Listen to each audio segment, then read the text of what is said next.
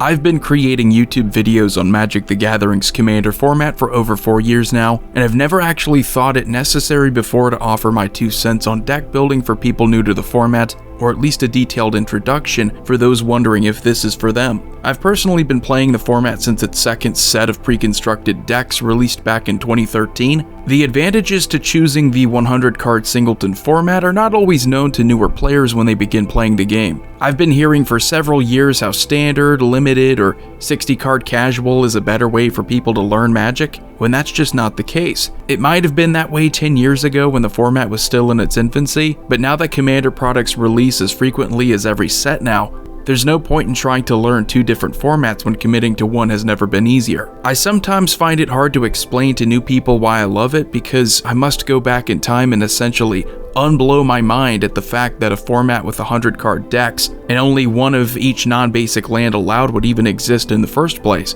But that's your very first hurdle in your deck building adventure. Getting past the weirdness of shuffling an oversized deck with relatively low consistency compared to 60-card strategies. The singleton aspect means that you will have to rely on cards that share a similar purpose rather than playing a max of 4 copies per deck. This sounds challenging at first, and it still can be if you don't have a collection of cards to recycle between decks. Don't worry if you have a limited budget though, because most pre-constructed decks will cost you under $50 US to buy, and will likely have sufficient support to give you a fighting chance in most games. It really hasn't been this easy before to get started in Commander because these precons used to be only a once-a-year release until 2020. But you likely didn't come here for me to tell you to settle for a precon, so let's talk about the process that I go through personally when building any Commander deck. Math skills will pay dividends in Magic the Gathering, and relying on a formula when approaching your very first Commander deck will help you avoid some misfortune when the time comes to test it out. The first rule in deck building for me is the rule of 37. Lands and overall, your ability to find the desired mana to cast spells is easily the most important thing in a game of Commander. 37 is by no means a set-in-stone number for every deck, but if you want to open a game more often with at least 3 lands in your opening hand, 37 hasn't steered me wrong. Of course, if your strategy requires more mana for spells like your General, then bumping that total to 39 is understandable. The more competitive you play, you will require less mana to cast your spells, so that number will drop down to 30 lands or below. Casual Commander is the majority, and most people only play Casual v Casual or Competitive v Competitive, so don't worry about the need to lower your land total if the people you play with just want to build fun and casual decks that don't have an expected turn win con. It's also worth pointing out that 37 is over a third of your starting deck and will likely be the deciding factor in whether your deck will be more affordable. Lands have the best budget alternatives compared to any other cards in the game, and some monocolored decks rarely need to play too many non-basics, making them great for super budget builds. The next rule is for ramp. Ramp is the ability for any deck to increase the amount of mana available for future turns. A spell like Dark Ritual is considered fast mana, because while it provides you with more black mana, that mana empties as phases end and won't last for your following turn. Any goal for a good Commander deck is to cast more spells each turn as the game progresses. If you find yourself only able to cast 1 spell a turn while your opponents are wreaking havoc on your life total, it might have something to do with your insufficient ramp, if not your inability to draw into land drops. For most decks, I look to add a bare minimum of 8 cards designed to ramp, 10 cards if I want to play it safe. Ramp cards can be anything from mana rocks to mana dorks, to instants and sorceries that put lands straight into play from your deck, independent of your once-a-turn land drop. Sol Ring is widely considered to be the best affordable source of ramp because it provides you with at least 4 mana to work with on turn 2, provided you aren't missing any lands. Other than that, the rest is up to your deck building creativity. Lands and ramp are essential for every deck, so they must be accounted for, whereas creatures, instants, sorceries, enchantments, utility, artifacts, and planeswalkers are more dependent on your individual commander's theme.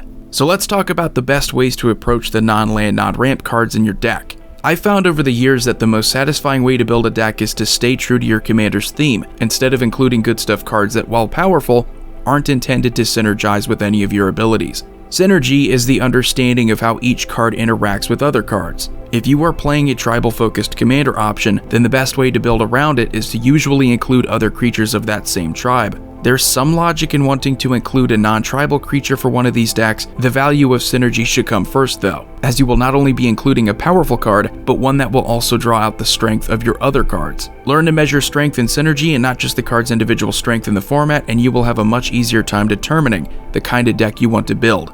Since tribal decks are the least complicated example of synergy, it'll also help you to know how to use a card's abilities when looking for new additions. Keywords such as lifelink, death touch, hexproof are sometimes used as themes for a deck, but it is much more common to see activated and/or triggered abilities be the central focus of someone's strategy. If my commander allows for me to return a creature card from my graveyard to the battlefield, then I am probably going to want cards that allow me to place more creatures into my graveyard so that I have a higher chance of being able to reanimate a powerful creature. It's also worth saying that synergy isn't always finding a duplicate ability, it's finding others that complement that ability. If I have a commander that proliferates at my end step, am I going to benefit as much from other proliferate cards compared to cards that use counters? Probably not. Not to say that you're wrong in wanting more of the same, but if your commander option satisfies one half of the equation, it's probably best to try and find other cards to complete it. Try to avoid redundancies when looking to complement the strategy behind your commander. What's just as important as taking good advice is also knowing where to look for it.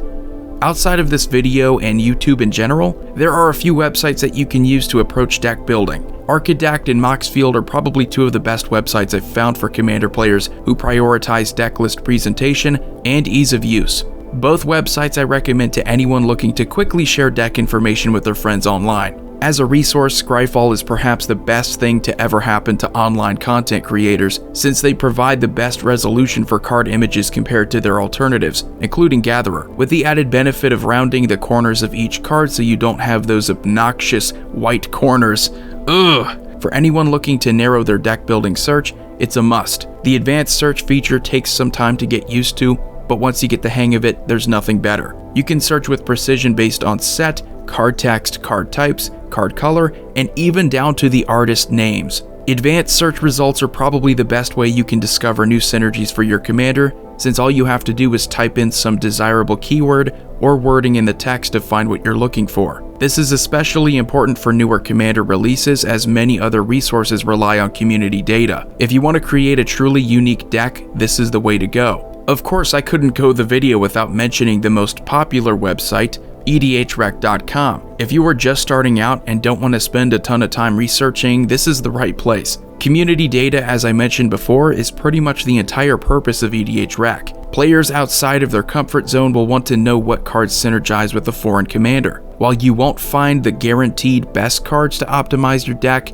you will see there are different percentages out of decks built that use a certain card. This percentage can be used to assume the consistency of play that cards see in the commander deck of your choice. What's nice is that while you can auto-generate a deck list, you don't really need to if you exclude the lower percentages. My rule when using EDHREC is to stick with cards that are included in at least 30% of the decks built since that card's release. This isn't always the case, so keep in mind how new a commander product is and how the data reflects that. A commander from a pre-constructed deck will have higher percentages for other cards from that same precon if the deck in question is relatively new. These cards range from cheap reprints to brand new staples that only come with that product, so there's plenty of room for upgrades.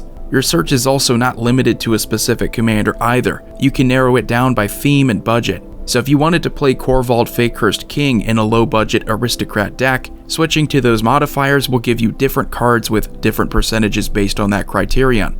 Over time, you will discover that using EDHREC as a resource rather than a crutch is more rewarding, as the ultimate goal for Commander is to prioritize creativity over ubiquity. My current method for building new commander decks is as follows. I begin over at Moxfield, where I can set up a new deck list with the commander I've chosen. Then I head on over to Scryfall to work on some keyword searches so I can find some complementary cards. I will add as many of these cards that I think could work with my commander from this keyword search until I've reached around the number of non-land cards in a normal deck for me, which is about 63. Then I swing on over to EDHREC to figure out what works from the community's perspective with that commander, and then I slowly start chipping away at the surplus of non-land cards I have in the deck list on Moxfield. My goal here is never to copy and paste someone else's idea, so if there's a card I discovered that I really like, regardless of its popularity on EDHREC, I will leave it in.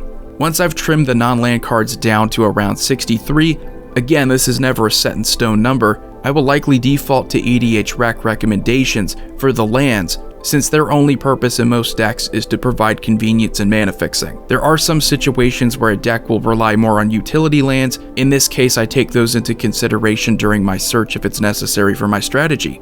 So, if this video helped you out through your first time building a commander deck, then please leave a comment down below and hit the thumbs up button. Also, subscribe if you enjoy videos like this.